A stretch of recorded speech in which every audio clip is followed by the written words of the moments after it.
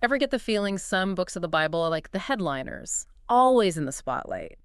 And then there are others kind of tucked away, waiting to be discovered. Like hidden gems. Exactly. And today, we're all about unearthing one of those gems, the Book of Habakkuk. But we're not stopping there, are we? We're going full-on archaeology expedition, digging into Habakkuk through the eyes of a medieval scholar. Haymo of Halberstadt. Right, Haymo of Halberstadt. So we've got this prophet wrestling with some seriously big questions, and then centuries later, Haymo comes along and adds his own commentary. It's fascinating, isn't it? Like having this conversation across time, you get Habakkuk's raw, immediate struggle, and then Haymo's perspective, colored by his own time and beliefs. A conversation across time, I like that. Okay, so for anyone who's maybe less familiar with this particular prophet, can you set the scene for us? Who was Habakkuk, and what's the backdrop for his book? Imagine ancient Judah, right? Like right on the brink of collapse. The Babylonian Empire's on the rise, and it's not looking good for Judah. Talk about a stressful time. Absolutely. And this isn't some abstract history for Habakkuk. It's his life.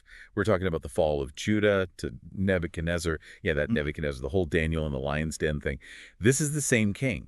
So Habakkuk is living through this, seeing everything he knows crumbling around him. Wow. So how does he handle that? I mean, does he just throw up his hands and say, well, it's God's will? He does not. And that's what I think makes Habakkuk so compelling. He goes straight to the source, takes his questions, his doubts, his anger, straight to God. Doesn't hold back. Kind of a rebel then, at least when it comes to, like, questioning things. Totally. He's definitely not afraid to speak his mind. And this is where I think Haymo's commentary gets extra interesting. You see, Haymo was really into names their meanings. He points out that Habakkuk actually translates to embracing, which he sees as reflecting the prophet's whole deal. Embracing. Yeah, like this struggle, this almost physical wrestling match Habakkuk has with God. So not just a polite theological debate, more like raw, emotional, getting real with God kind of stuff. Absolutely. Though we should probably warn everyone before we get too deep into Habakkuk's complaints, Haymo, being a medieval scholar and all, he was big on allegory. Right, always that extra layer of meaning. Exactly. The Bible for him wasn't just a history book. It was a guidebook, full of symbolism to unpack. So there's the literal story, yeah, but he's looking for those deeper spiritual interpretations, Yeah. which a lot of scholars in this time were doing. They really believed the Bible had these layers, you know. Like there's always more to uncover. I like it. All right, well, with that in mind, let's actually dive into the text itself. Habakkuk chapter 1, the prophet's complaint. And let me tell you, he does not mince words. Oh, he does not. It's Yeah. like, all right, God, we need to talk. So what's got him so fired up? What injustices are we talking about here specifically? Well, on a really concrete level, there's the brutality of the Babylonians. I mean, these are the guys who tore Jerusalem apart, took the Jewish people captive. Habakkuk is seeing the aftermath firsthand. But it goes deeper than that, too. He sees corruption within Judah itself, people turning away from God, leaders abusing their power. The whole system seems broken. And he's struggling to reconcile that, right? Like, how can this be happening if God is supposed to be just loving? Yeah, that age-old question. Why do bad things happen, especially when it seems like the bad guys are winning? Exactly. And think about Haymo, reading this centuries later. His audience would have totally related. Medieval Europe had its own share of wars, injustice, people in charge abusing their power. So when he digs into Habakkuk's questions, it wouldn't have felt abstract to them at all. Still relevant all these centuries later. Okay, so how does Haymo approach this, the whole wicked prospering problem? Any answers there? He does. And this is where his love for allegory really shines through. He uses this incredibly vivid metaphor, comparing Nebuchadnezzar to a fisherman and the conquered nations, Judah included. They're the fish caught in the net. Whoa, that's an image. You can practically feel that net closing in. Right. And I think that's exactly the point Haymo's driving at. Nebuchadnezzar isn't just some historical figure in this. He represents worldly power, the kind that can feel so absolute, unavoidable. Like, what are you going to do? You're caught. And for Haymo, that kind of power, it's often tied up with pride, ambition, ultimately destructive forces. So less about Nebuchadnezzar himself, more about the dangers of power in the wrong hands, or really any hands if it goes unchecked. 100%. Haymo's tapping into that classic idea, pride comes before the fall. But he takes it further. It's not just kings and empires. He's saying, hey, this is in us too. That tendency towards pride, ambition, got to watch out for it. Timeless, really. Human nature stuff. But, okay, back to Habakkuk for a sec. We left him pretty fired up, demanding answers from God. How's that go over? Well, in chapter 2, we get God's response. And it's maybe not what you'd expect. Instead of directly answering Habakkuk's questions, God tells him, write this down, Habakkuk, make it clear. Because this message, it's not just for you, it's for later. Okay, so God's playing the long game here. But what does that even mean for Habakkuk dealing with this immediate crisis? And that is where Haymo's interpretation gets really, really interesting. Remember how we talked about allegory? Well, for Haymo, devout Christian that he was, this whole writing for the future thing, that's a direct line to the coming of Christ. Whoa. Okay, so serious foreshadowing happening here. Centuries before Jesus, and Haimo's connecting this back to the ultimate victory of good over evil. Exactly. And this idea, right, of a future hope, future redemption, it's going to be crucial as we go forward because, trust me, things get even more intense in Habakkuk. All right, deep divers, diving right back in. Last time, things got pretty intense with Habakkuk, like demanding answers from God intense, and then that whole write this down, but it's for later message. Yeah, God working on a timescale Habakkuk couldn't have fully grasped. Though Haymo seems to think he's getting at something with that connection to Christ. Total foreshadowing, right? But I'm still stuck on that image of Nebuchadnezzar as fisherman, just scooping up nations. Does Habakkuk get any kind of comfort, guidance amidst all that? He does, but it comes in stages.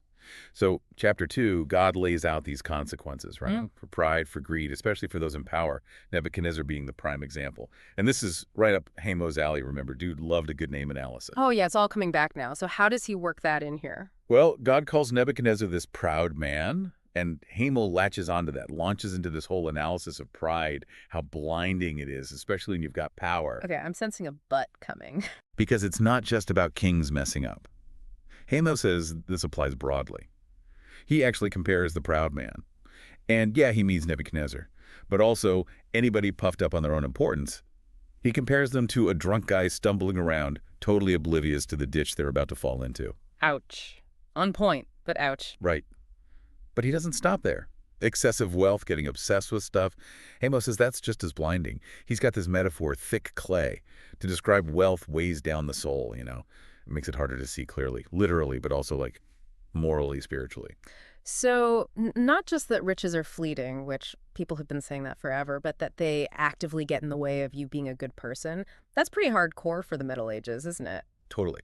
It shows how much weight Haymo puts on the connection between your inner life, your soul, and what you're surrounding yourself with materially.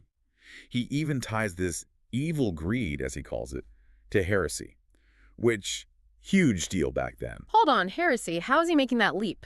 See, for Haymo, heresy wasn't just disagreeing with the church on, like, technicalities. It was this deeper corruption, turning away from God towards worldly stuff and chasing after wealth. That fit right into that. So he's taking this very specific warning from Habakkuk about Nebuchadnezzar and making it super relevant to his own time. Wild. Right. But also kind of genius is how he uses allegory to make these old texts crackle with new meaning for his audience. This isn't some dusty history lesson. It's about how you live your life right now. Okay, yeah, I see it. So what about Habakkuk, though? Does he get a straight answer from God eventually? He does. But maybe not the one he wanted. Chapter 3, God responds with this. Well, honestly, it's a pretty terrifying vision. Divine judgment, full on. Earthquakes, storms, mountains crumbling, apocalyptic stuff. But also there's this undercurrent of awe. Like, you can't help but be blown away by God's sheer power. Intense. How's Habakkuk take it? It's a change, for sure. Compared to all the earlier complaining, chapter 3, Habakkuk is way more subdued, humbled even. Haymo sees this as repentance, like Habakkuk's finally grasping the bigger picture. He still doesn't get it all, but he's getting it. So giving in. Not quite. More like Yeah, but acceptance. Yeah. But active acceptance, you know, like, okay, I don't understand it all, but I trust. And that ties back to his name, embracing. He's embracing the struggle, the unknown, without losing faith. there's something really powerful in that when you put it that way. So how does Haymo bring this home for his medieval peeps? What's the final takeaway he wants them to have? I think for Haymo, it boils down to hope, trust. Even when things are absolutely awful, God is in control. Just like those Babylonians riding high, then boom, judgment. Same goes for anyone who turns away from what's right, ultimately. But within that judgment, there's also redemption, this promise of a future where it all gets set right. And that redemption finds its fulfillment in Christ, at least for Haymo. Right. That's the ultimate answer to Habakkuk's wrestling, the triumph over all the bad stuff. And honestly, I kind of think that still resonates today. World's a messy place, but there's hope in knowing that God's working through it all on a timescale we might not get, but it's there. Beautifully put. It's like Habakkuk's journey, all that questioning, then surrender, then finding hope. Maybe it's a roadmap for us too. Maybe it is.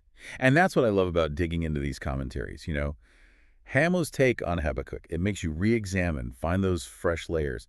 Suddenly, this ancient text is speaking right to you right now. Couldn't agree more. This whole deep dive's been amazing. Think I'm due for a Habakkuk reread, Haymo edition. Thanks so much for being here. My pleasure, honestly. Anytime. And to all you deep divers out there listening, thanks for coming along on this one. We'll have another adventure for you soon enough, so keep those minds curious.